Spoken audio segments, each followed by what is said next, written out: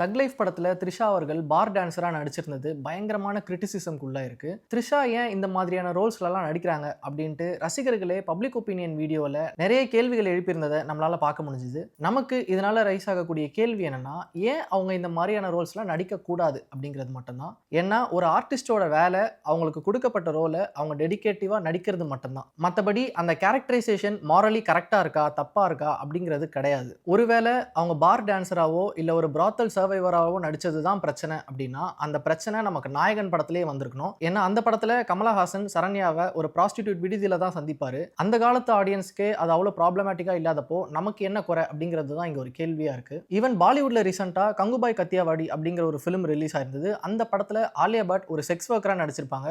அந்த ரோலுக்காக அவங்க நேஷனல் அவார்டும் வாங்கினாங்க. இல்லப்பா, எனக்கு த்ரிஷா பார் டான்ஸராவோ இல்ல செக்ஸ் ஒர்க்கராவோ நடிக்கிறதுல எந்த பிரச்சனையும் இல்லை.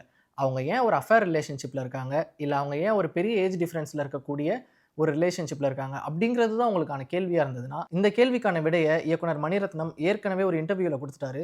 அதாவது வாழ்க்கையில் இந்த மாதிரியான விஷயங்கள்லாம் இல்லவே இல்லையா, ரியல் லைஃப்பில் ரொம்ப வைடராக என்ன நடக்குதோ அதை தான் நான் சினிமாவாக எடுத்திருக்கேன். வாழ்க்கையில் அதை சகஜமாக ஏற்றுக்கும் போது ஸ்க்ரீனில் அதை காட்டும் போது மட்டும் ஏன் அதுக்கு பாகுபாடு காட்டுறீங்க அப்படிங்கிறது தான் மணிரத்னமோட ஒரு பதிலாக இருக்கு. Meenakshi Faculty of Physiotherapy. Admissions open for BPT and MPT.